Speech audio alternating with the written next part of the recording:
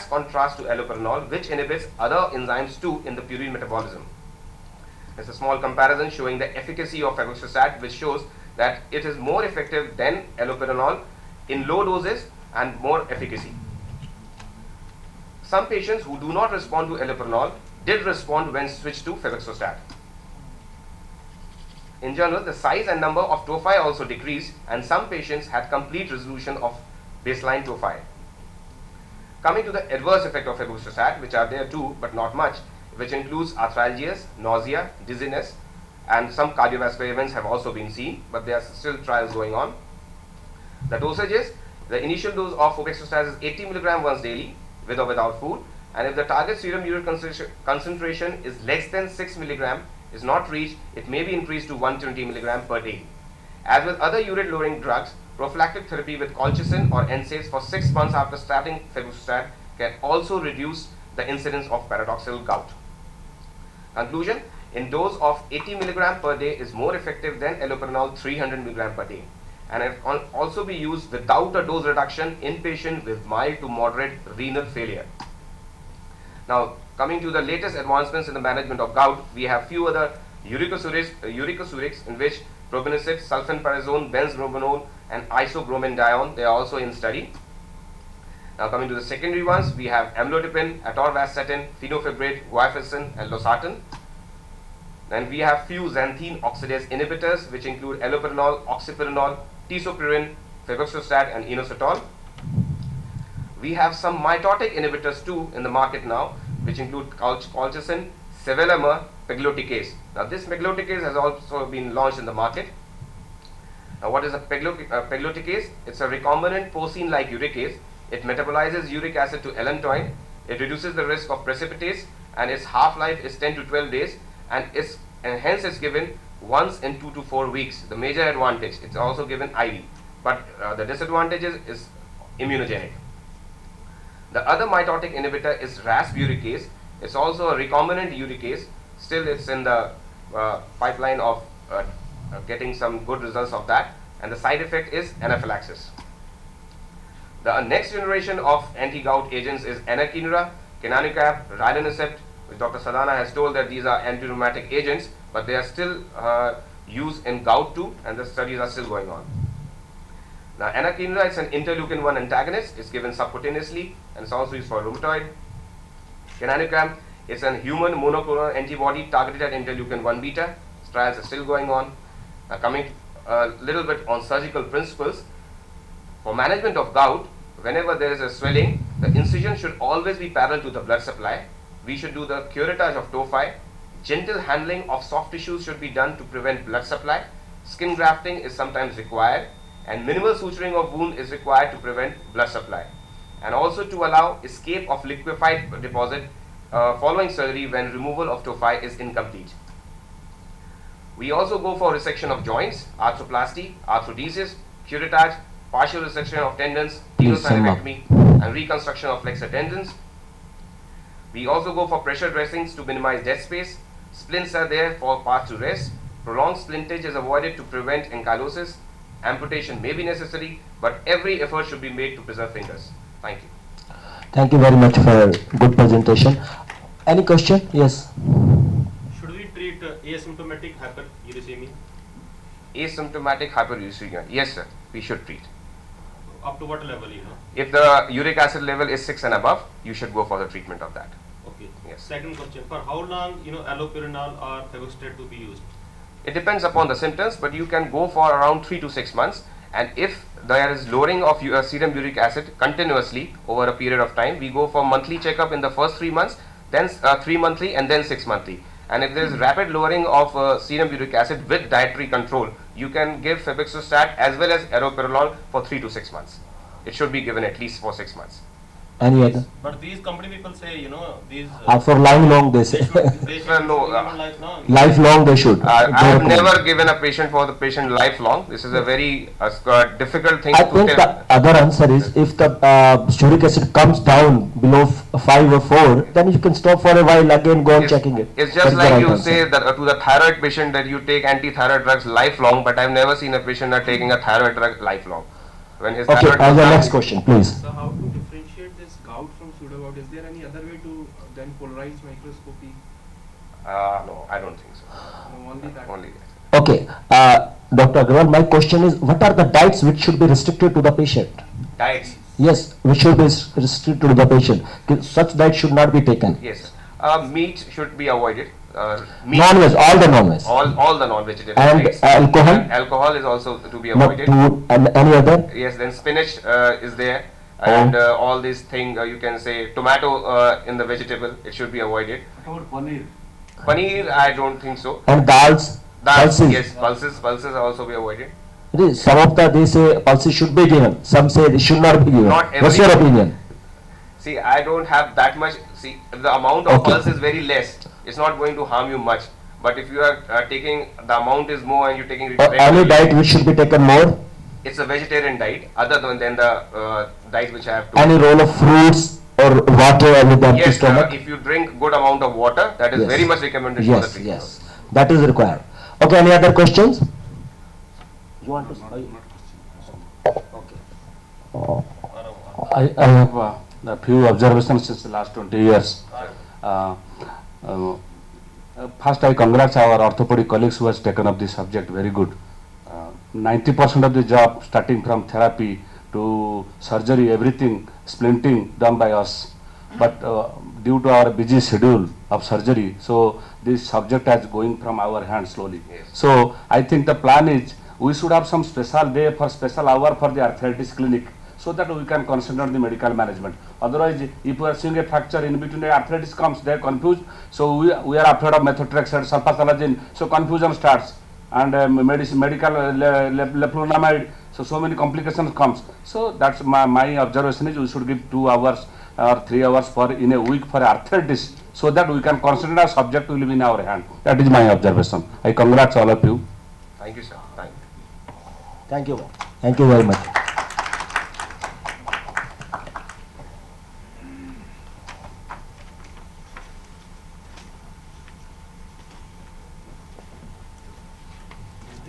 For this session, though we do not have much participant, but whosoever is present, it's very important session.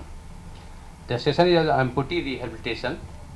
As we know that in the disability sector, more than 50% of disabled population is of orthopedically handicapped.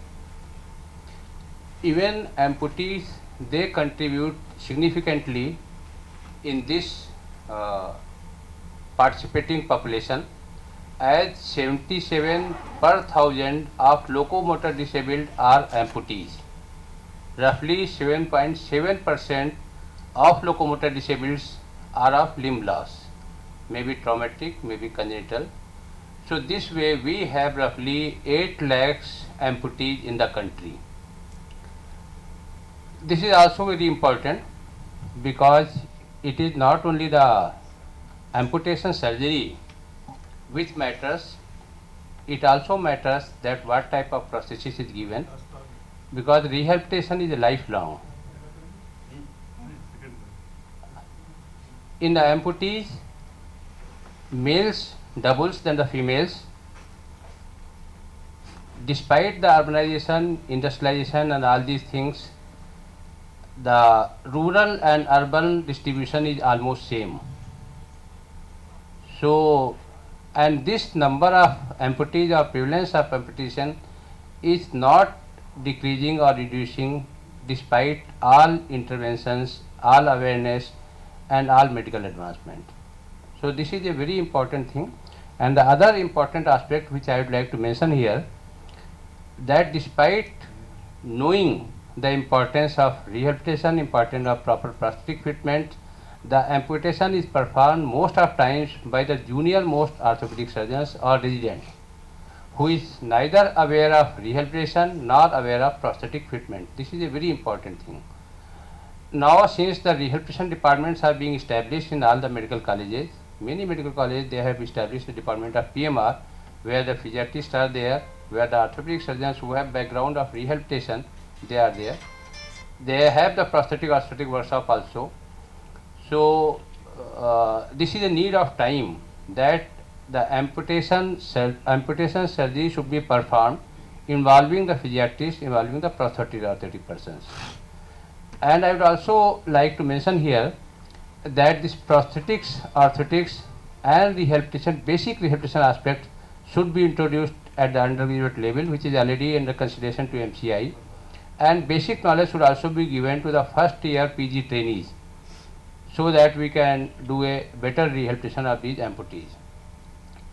Now we have 4 speakers in this session: Dr. Nirmal De, Dr. Sanjay Keskar, Dr. Sanjay Das from AIMS Katak, Bhubaneswar, AIMS Bhubaneswar, Dr. Sanjay Das, Dr. Keskar and Dr. Nirmal De is from Calcutta, and myself will be covering them.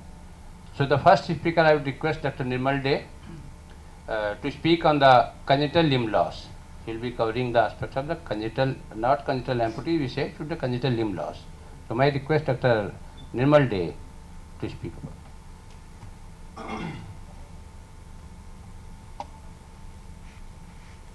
Thank you, sir. Is the microphone working? You can hear? Doctor, we Yeah. have these 2-3 PG students, so that aspect should be taken into account. This should be. Yes, sir. I'll keep that in mind. Very good morning. My topic is rehabilitation of congenital amputee. This is not an uncommon scenario. As an orthopedic surgeon, one must have some basic ideas how to proceed with the treatment for these unfortunate children. It starts with counseling the parents, because the parents who bring the child to the OPD, they always come with a sense of guilt. What did I take or do during my pregnancy to cause this? Or worse, from which side of the family did this affliction come? In large number of cases, parental disharmony, this will ruin the child's future. To prove our point that none of the parents are at fault, they may need genetic counseling. Parents are very anxious, worried about the child's future. The main areas of concern are: will the child walk? Can the child play sports? Whether he or she will have children of their own. Yeah, to reassure them that the strategy should be, parents should meet children with similar deficiencies and their families to get convinced that yes, they are also doing well. Photograph or videos of children with similar deficiencies, both at presentation and after completion of treatment, that should be shown to the new entrant and their parents, to convince them that yes, orthopedic surgeons have many things to offer. Directive to parents should be, parents should always be positive with the child. They should support to participate in any activity the child expresses interest in, will allow the child to develop his or her natural abilities to the fullest. Now, these congenital amputee children should be treated very early. Why? The reasons are: children's understanding of their disability is complete by age 8 to 9 years. The children with disabilities are very vulnerable to social isolation, peer pressure. So the basic principles of treatment should be, the aim is to obtain best possible function. Because it has been seen that reconstructive surgery and repeated reconstructive surgery, ablative surgery, orthosis or prosthesis may be appropriate according to the severity of the defect. But for some children, simple training, advice to parents, and the use of simple appliances such as elongated cutlery may achieve more than the cleverest surgery or the most intricate mechanical device. It's told by Sharad. Because this is a common scenario that the child with bilateral absent upper limbs, they learn by themselves to use their lower limbs. They can write, start writing with their toes. So, and that should not be discouraged. Well, in many childhood amputees, they present with a grossly deformed limb. So while considering amputation, even rudimentary limbs can become highly functional in the hands of a knowledgeable, creative prosthetist or a orthotist. What should be the timing of amputation? Elective lower extremity amputations designed to aid prosthetic fitting of congenital deficiencies are performed at the time the child is ready to stand or walk, that is, by the age of 9 to 12 months. Because with early amputation, the child does not suffer the loss in body image, and the earlier the amputation, the better the child's neurologic plasticity to adapt to the alteration. These following principles of amputation should be kept in mind. That is, perform disarticulations rather than transosseous amputations to prevent terminal bone overgrowth. Most commonly used procedures for limb deficiencies are cyme amputations, mid-tarsal amputations, knee disarticulations, and modified Van Ness rotation plasties for congenital short femurs, or Brown procedure, that is centralization of fibula and ankle fusion. There are a lot of differences in amputees with the childhood amputee and the adult amputee, such as the child with a congenital amputation or congenital deficiency requiring amputation will adapt far better to a missing limb than will an older child or adult who suddenly loses a limb. Because the child was born with an absent limb, it doesn't suffer the loss. In addition to adaptability in the physical arena, they will have far more adaptability in the psychological arena. It has been said that there is a study for the fibular hemimelia, comparison of outcome measurements after amputation and lengthening. Children who undergo early amputation are more active, have less pain, are more satisfied, have fewer complications, undergo fewer procedures, and incur less cost than those who undergo lengthening. All of you can recognize this guy, Oscar Pistorius, the Blade Runner. He was quite famous because, but right now he's infamous, I must say.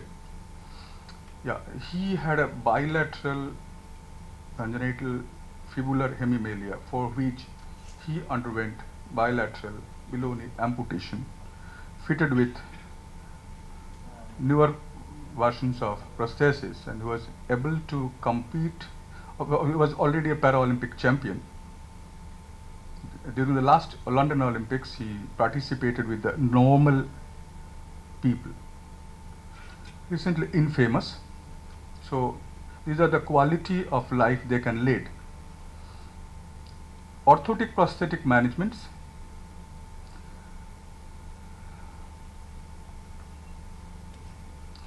About the prosthetic rehabilitation, the child with congenital deficiency has no sense of loss and nothing new to adjust to. Any prosthesis is seen as an aid, not a replacement. So if it does not truly aid the child will reject it. In contrast, acquired limb deficient child experience a profound sense of loss and undergo a period of readjustment. The concerns with Lower limb prosthesis, yes, the childhood amputee, they accept the lower limb prosthesis much better than an upper limb prosthesis, because the legs are required for mobility, and once the child realizes this, prosthesis rarely comes off. Children loves to use lower limb prosthesis for ambulation, but they may go to extremes to hide them. They may avoid swimming and wear clothes that mask the limb loss. This is a case of proximal focal femoral deficiency with shortening. It was managed with a orthoprosthesis. This is a absent right lower limb managed with a AK prosthesis with a pelvic band. The same absent left lower limb managed with a AK prosthesis with a pelvic band. This is a phocomelia, left lower limb with fibular hemimelia right. This is a tibial hemimelia. There is complete flexion at the knee joint. This flexed knee was accommodated inside the prosthesis. So the child did not accept amputation, and it was so the deformity was accommodated within the prosthesis. This is a quadrimelia.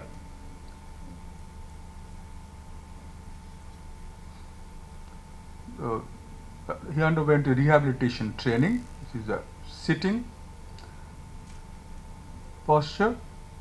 The toy parts were used to give the child upper limb and all, so that the main idea was to make the mother free so that she can look after household work. The child can sit, can hold things.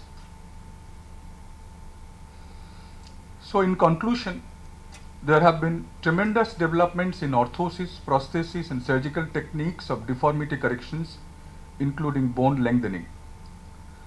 But the problems here in our country are late presentations, associated life-threatening comorbidities, very rigid contractures, anomalous or absent neurovascular structures, anomalous muscles and tendons, severe limb shortening. So due consideration should be given to availability of resources and surgical expertise. The last one, late amputations for painful, stiff, non-functioning, insensate limb after repeated reconstructive surgery yields the worst results. Because after 10, 12, 16 surgeries at the end of 18, at the age of 18 or 20 years, you end up with the child comes and requests for an amputation. That should not be done. I think it should be assessed whether if amputation is to be done, it should be done as early as possible, not after failure of repeated surgical procedures. Thank you very much for your kind attention.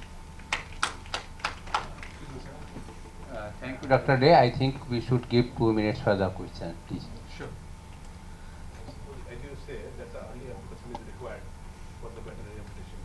So when the surgical attempt should be taken, if any there required limb lengthening or something like that, if there is patient having some part of the limb like this, so the below knee amplified. So whether in these cases the lengthening should be attempted, or what are the criteria and indication for the lengthening? Thank you, Dr. Kishku, for the excellent question. I think, such as for an example of fibular hemimelia, I mean, the decision is to be taken whether to reconstruct or amputation. That decision depends on the presence of the distal part of the foot. I mean, the rays of foot present. If 5 rays are present, well, reconstructive surgeries are recommended. I mean, the extent of the absence, extent of deformity, extent of disability present at the foot, that determines the reconstructive option. If it is seen that the foot can be reconstructed, the foot can bear weight, then it's very well indicated that one should go for reconstructive surgery for the fibular hemimelia. There's so many surgical options are available, centralizations, later on arthrodesis and tibial lengthening. But it all depends on the distal presence of the distal part, the magnitude of the distal involvement. I would like to add, Dr. Kisku, normally the cases who requiring the limb lengthening, they do not require the amputation. Yes. Most of cases, it is very uncommon that the case will be. Yes. Explain that the early amputation should be attempted to avoid any pain or rehabilitation with body. But such cases are not having the pain. So the cases who require limb lengthening, they are not of the ideal case for the amputation. Sir is stating that if the amputation will be attempted late. If he has mentioned some conditions, if it is painful, if it is deformed or cannot be fitted, these are the. No, my main concern was it has to be determined whether what is going to be the end result after the surgical procedures.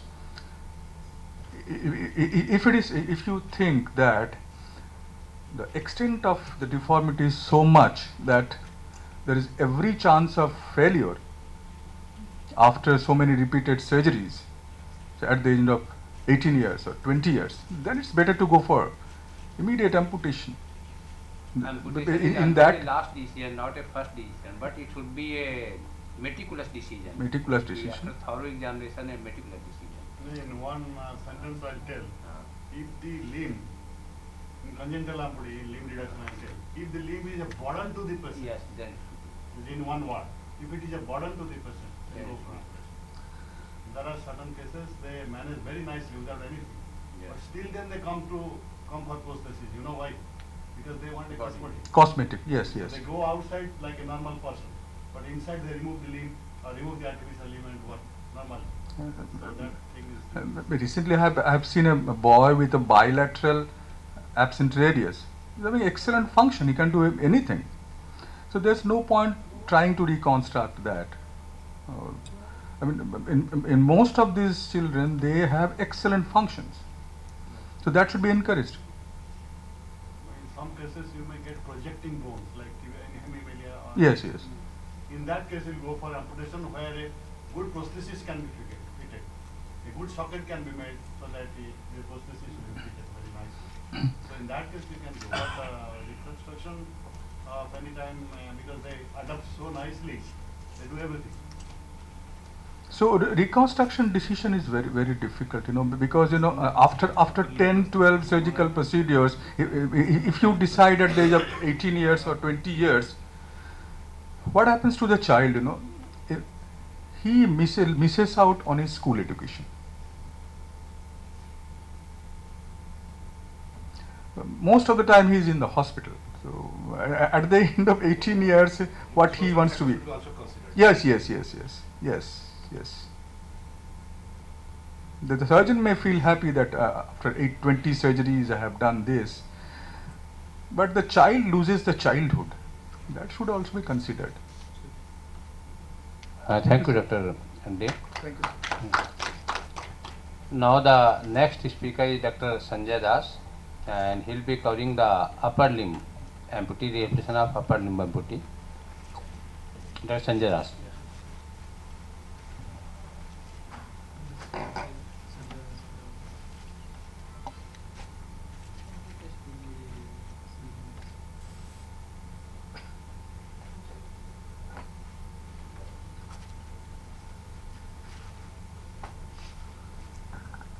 Respected Chairperson, good morning everybody. My topic is prosthetic system in upper limb amputees. Though we are very much familiar with the lower limb amputees, but upper limb amputees are very difficult to manage and precise mechanism is to be there. So this is the upcoming AIMS Bhubaneswar where I am working since last 6 months. It is said that amputation is a destructive operation which only removes the whole or part of the limb but does not cure the limb or does not cure the patient. This is the so fundamental thing. It is a destructive operation which will remove, but you cannot satisfy a patient when he comes back from OT. He came with a sad face, depressed mind. So that's why it can only be constructive if a suitable artificial limb or prosthesis is fitted to make his life more comfortable and functional. A surgeon conducts an amputation bravely and smartly comes out from OT throwing his mask and cap. But the inside story, what is the inside story of the amputation he did? One disabled has been added in this society. By doing amputation, he has done addition of one disabled person. The proper prescription for a prosthesis to amputee is a must for all orthopedic surgeons and physiatrists and professionals who work with amputees. Indication and number of amputation has increased considerably due to modernization and industrialization and so many things. Rehabilitation is only done by giving a prosthesis. The prosthesis word, the word prosthesis, the proper name for artificial limb, derived from the Greek word meaning to place an addition to the lost part of the body. In fact, the real definition is prosthesis is an artificial replacement of the missing part of the amputated limb. It provides most important activity, ambulation in lower limb amputee, and functions and restore cosmetic appearance as well in upper limb amputees. Coming to short history, I will go quickly. Amputation is a very ancient operation, started from Hippocrates era, 1800 BC. According to Rig Veda, there is a mention of an artificial limb made of iron fitted to warrior queen Bhispala by Ashwini Kumar. Ashwini Kumar, who made the iron hand, and again the queen Bhispala fought against the enemies. That was the history goes back. And Parry in 1529 conducted the first elbow disarticulation, and so on and so on. The amputation's history is going on. We will not discuss in detail. What are the advantages of using prosthesis? You must know what are the advantages. Improves venous return, sensory feedback mechanism, prevent edema of stump, prevent phantom limb sensation, improve muscle power, prevent deformity or muscle contracture, improve functions, and psychological satisfaction that he has got back a limb, though it is artificial. When to prescribe prosthesis? Very important for postgraduate student. Our chairman sahab has told that we must keep when to prescribe prosthesis. Most of us immediately after stitch removal write prosthesis, but that's wrong. Prosthesis are to be prescribed after stump is matured. What is stump is matured? That we should know. Stump maturity we can call only when minimum duration 5 to 6 weeks after stitch removal. No stump edema or swelling in the proximal joint or in the stump. Healthy, healed and mobile scar. No residual tenderness over the scar. Then you can stamp it as a matured stump, where the stump can accept the prosthesis. Functions of the prosthesis, lower extremity, I am not going to discuss. Dr. Keskar will be telling on that. Now coming to upper extremity prosthesis, 3-job pinch action, initiation, reach, grasp, and release and hold. These are some of the functions which is possible by prosthetic fitment, not by normal thing. Coming to level of amputation, in upper limb, this is the best diagram where you can see all the levels from going downwards, from the upward, from down to up. Transcarpal, wrist disarticulation, long below elbow, short below elbow, very short below elbow, elbow disarticulation, standard above elbow, short above elbow. Now we are calling it transfemoral. We are calling it transfemoral, and below elbow you are calling transradial. This is modern nomenclature. Then shoulder disarticulation, then shoulder, that is called the forequarter, or you can call it shoulder intrascapular thoracic amputation. So these are the level of amputation. Sometimes the PG students get a full question of 20 marks on this, that what are the levels of amputation in upper limb or lower limb also, very important. Now what are the different types of prosthesis indicated for these types of amputation? I told prosthesis for finger amputation, you give filler, I will tell you.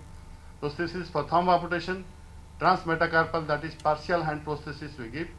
Wrist disarticulation prosthesis, transradial prosthesis, elbow disarticulation prosthesis, transhumeral prosthesis, shoulder disarticulation prosthesis, and forequarter amputation we give a forequarter prosthesis, which is very, very difficult and very rarely you will find a 4/4 amputation wearing a prosthesis.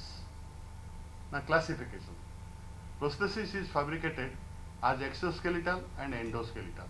Two types of prosthesis. Anatomical classification, we have the upper limb and lower limb prosthesis. Now coming to the upper extremity prosthesis. The upper extremity prosthesis may be categorized two categories. Body power operated prosthesis, that means our muscle power will activate the prosthesis. That is called body power. Another is external power. So external power prosthesis, as you know, it is by battery or by any motor. All these things are called external power prosthesis. So one is the body power, the movement of the muscle or the action of the muscle or the contracture of the muscle, which will activate the hands to move. And the other one is the externally power, that is battery or any motor or any stimulation. Now body power operated prosthesis.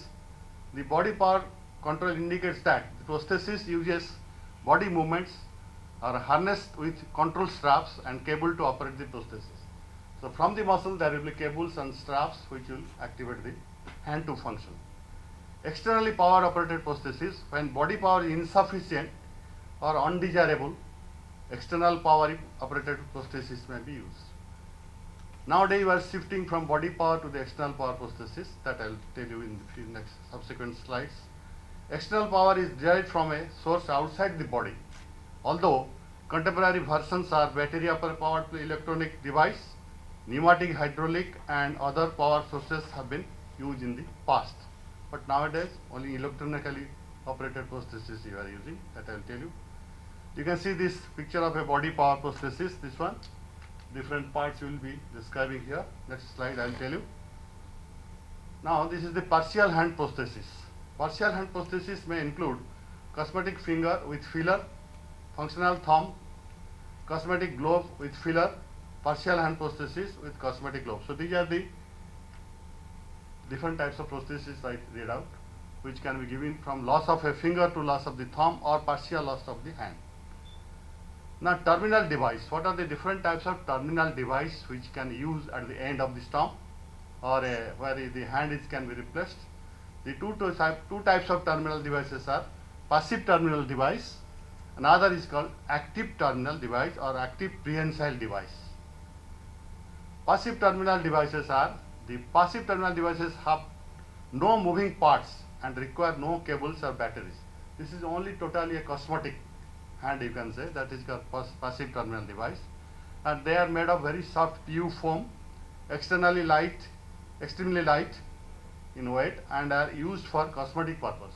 So when a hand is just given for cosmetic purpose without any function, just it is looking normal like other hand, so you call it is a passive terminal device. In some other types of passive hand, the thumb is only spring loaded, which will be operated. In some type of advanced model, you can find the thumb works only by some spring loading. Now what are the different types of terminal devices which you are coming across in the market? These are the things: grippers and clamps and passive stools, we call it. From hook to so many clamps are there which are used for day-to-day hand functions. These are the hooks where you can hang a bag or a marketing vegetables or anything. These are the clamps which you can hold objects. So many things are. This is something you find, the thrones are there. You can do some gardening work also with this. They are all different types of terminal devices. Now coming to next little higher level we are going, that is wrist disarticulation prosthesis. A functional prosthesis can equally helpful for comprehensive rehabilitation program to fulfill the psychological and functional need of the amputee, so that they look like everybody else. So functional, if you give also, the patients are satisfied, but newer versions are here. The recent amputees commonly assumes that electronic prosthesis will restore all previous functions. So we had a notion that those who are amputee, they have a aim for getting a electronic prosthesis, that is intelligent prosthesis you call it. But once the limitation of the electronic prosthesis are understood, many prefer for prosthesis to reserve an aesthetic appearance for the amputation of non-dominant side. So they prefer that electronic device prosthesis has got so many disadvantages also, that I will tell you in subsequent slide. Now coming to the transradial prosthesis, that is the below elbow amputee. You give this called as the transradial prosthesis, or you call it popularly below elbow prosthesis. The prescription is the socket with forearm extension, because there is no forearm entire, so there is a forearm extension with functional or cosmetic hand or hook. I shown you the hook with cosmetic gloves, single control cable system with tricep and flexor hinges and figure 8 harness. So there is a figure 8 harness which moves around like a figure of 8 over both the shoulder joint through the axilla. So when you do like this contraction, the hands open. If you do a contraction like this, the hand will open, and if you relax, the hand will close. So that's how the figure 8 harness works. Parts of the transradial prosthesis: we have a cosmetic gloves, functional or cosmetic hand, socket with forearm extension, tricep pad with hinges, then control cable, harness, and figure 8 harness. Now you see these are the varieties of the transradial prosthesis. So it came to our hospital when I was working there in Nirta previously, an institute like IPH, where our chairman sir was the director there. So many varieties of prosthesis we can find. Now coming to the next transradial prosthesis, that is the electronic hand. A new technique has been designed and developed at SB Nirta, where I was working. They have devised the prosthetic department is the endoskeletal prosthesis. So the modular or endoskeletal prosthesis technology not only reduces the weight considerably, but also enhances the functional use of the prosthesis. Utilizing the lightweight modular prosthesis, amputee can perform various ADL and other manipulative activities efficiently. The design has been field tested with many patients and is well accepted by the below elbow amputees. That is modular transradial prosthesis. We will know the advantage. The modular BE prosthesis is very light in weight. It needs very less time for fabrication and fitment. It is functionally superior as amputees can perform various activities efficiently. The soft foam cosmetic cover improves the aesthetic appearance and surface soft feel like a normal hand, and the control cable placed inside the cosmetic cover improves cosmetic appearance. Now this is one of the examples where you find this medulla prosthesis. Now you are coming to a little higher, that is the elbow disarticulation prosthesis, where you disarticulate the elbow for certain condition, and an elbow disarticulation amputee wearing elbow disarticulation prosthesis showing opening of terminal device, achieving some functions of the upper limb. Now this elbow unit, there are different types of elbow unit used for higher level amputation.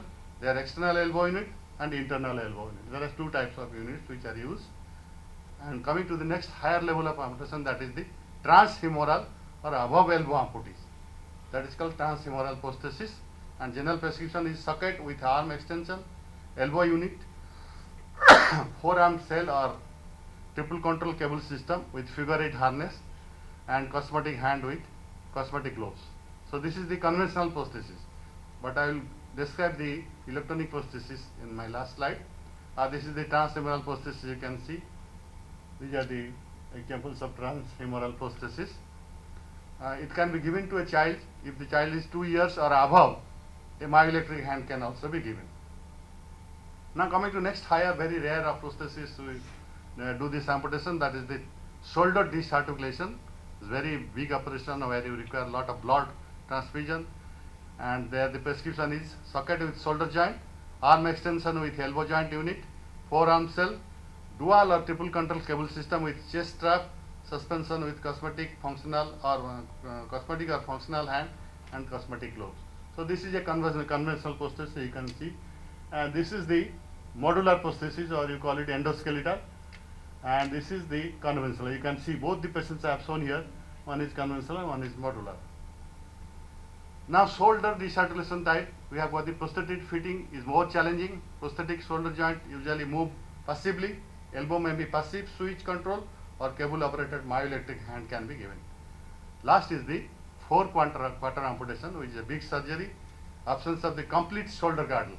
You are removing the complete shoulder girdle in serious injury, road traffic accident or run over accidents, and in bone tumorous condition you do this operation, and no movement or of the amputated limb, and lack of muscle power in the sides.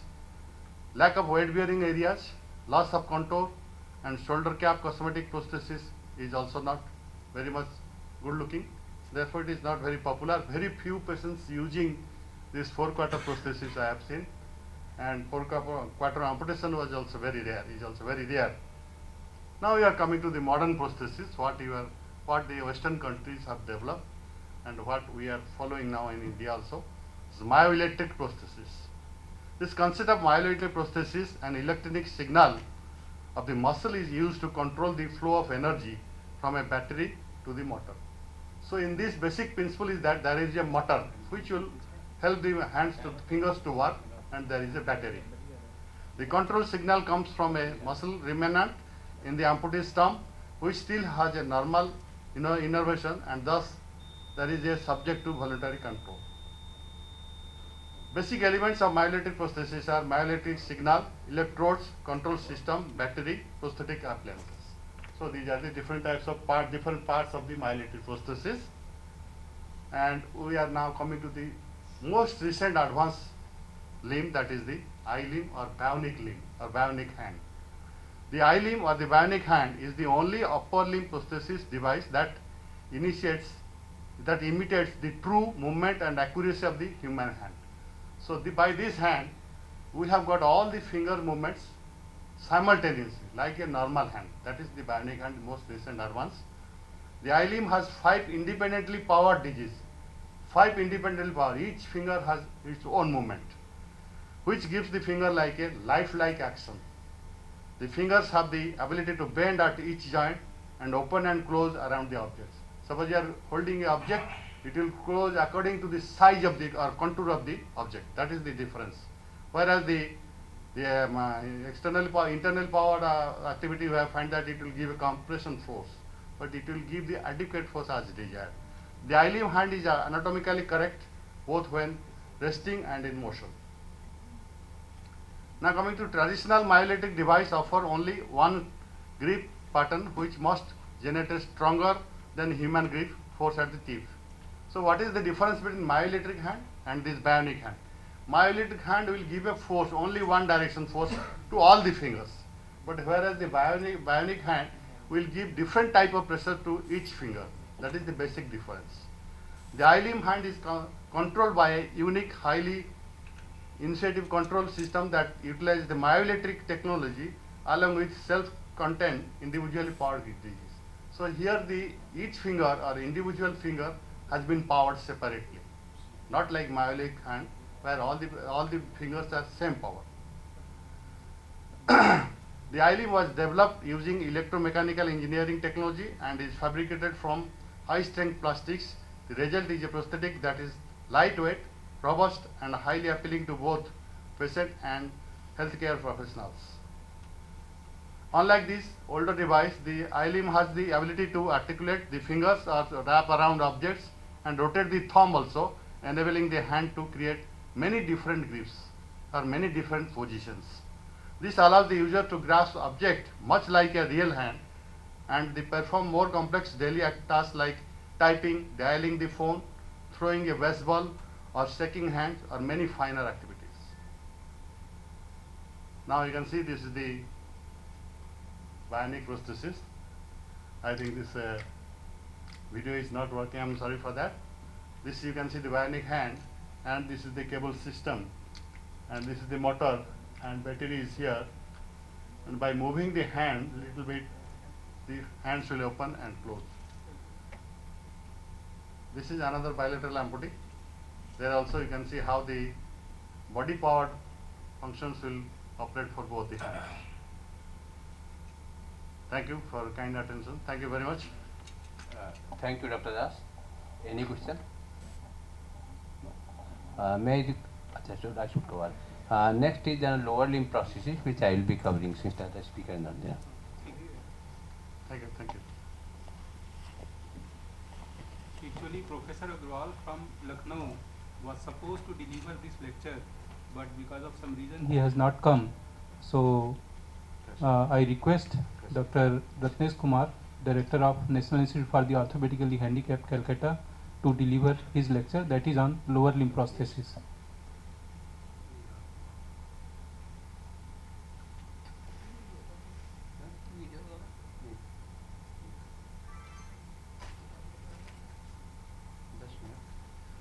Since Dr. Das has covered many things.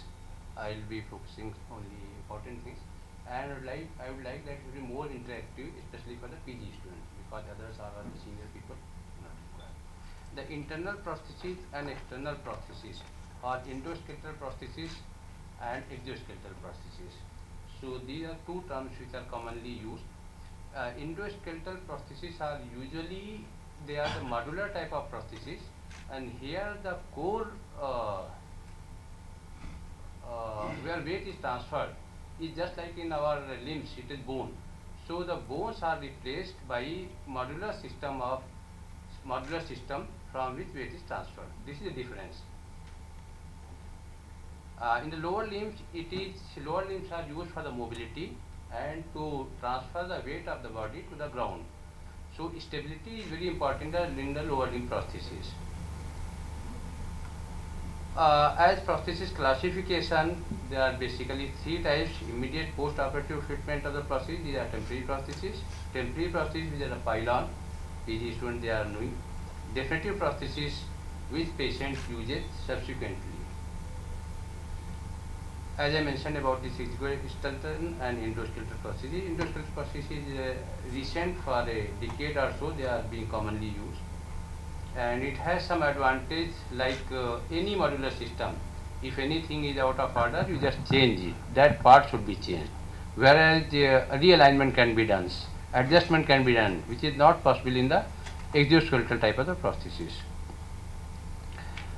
These are the various parts of the prosthesis. Like socket. Socket is a part which is coming directly on the contact of the stump. Stump is a part of the limb which is left after amputation and attached to body. So socket is the most important part of the prosthesis, and here the skill of the prosthetist depends.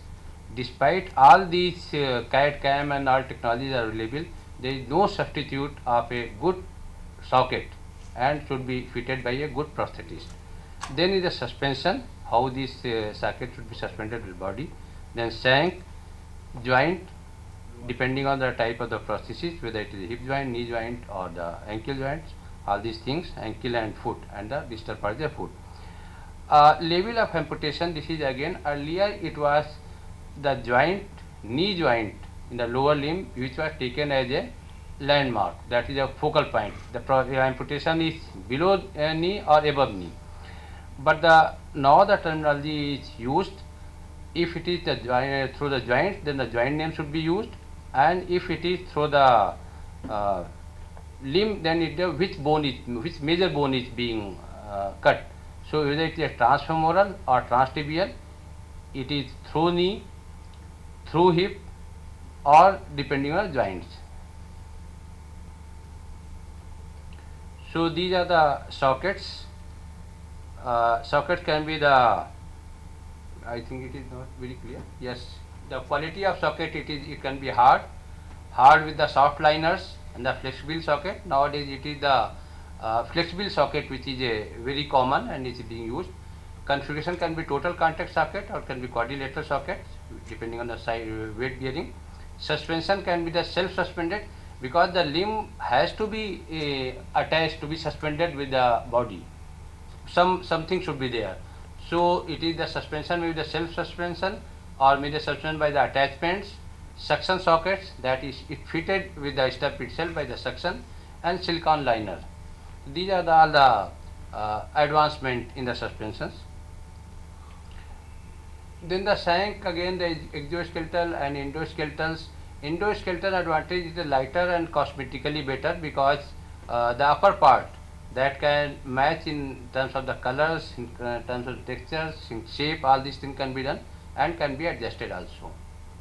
Whereas these facilities are not available in the exoskeletal. Then prosthetic foots, the very advanced foots are now available. Earlier it was only the sage foot, solid ankle, cushion, heel, that was a common thing. And the PG students, they must also be knowing the Jaipur foot, which is very common. You get a short note on the Jaipur foot. So these are the commonly which is Jaipur foot had certain advantages in the Indian population, Indian scenario. It was low cost. It has some movements of the ankles, some movements of the foot. That is why it was very accepted foot in the Indian scenario. But nowadays a very good foods are available, energy conserving and all these things. These are the different types of the foods which are available in the market. These are again different types of fruits, and in the selection of food also it is very important that what type of activity that individual is going to perform, because like sad food is very good for giving the stability, whereas the Jaipur food or other high-tech foods, they give very good mobility. If a person is a runner, then the flex food is good, but if he is a laborer in Indian conditions, this flex food is not good. So whenever we are prescribing a prosthesis, then we should keep into mind what is the background of the person and what activity he is going to perform. It is not only cost, or it is not only technology which matters. Then it is the level of amputations and fitment of prosthesis. As I mentioned you, it may be the hemipelectomy, it may be the hind quarter, above knee. These are the old terminology, above knee and below knee. Now it is the transfemoral, transtibial, then chopard, Symes, toe amputation, Lisp France amputation. So these are the various, all these PG you are knowing it, the level. The types of lower limb extremity prosthesis is when it is a toe amputations or partial foot amputation, it is the filler which is done. We say also this prosthesis, but it is just a filler. Lisp France prosthesis, chopard prosthesis, from Symes prosthesis onwards where the weight is directly transmitted. There are certain prosthesis amputation level which are not cosmetically, especially like Symes prosthesis, cosmetically it is not very good. Cosmetically, BK prosthesis or transtibial prosthesis will be better. But as far as function is concerned, the Symes prosthesis, Symes amputation is better, and Symes prosthesis is better because weight transfer is directly through the sole, so heel. So that is important. So whenever you are going to prescribe a prosthesis in an individual, his function should be given priority rather than the cosmetics only.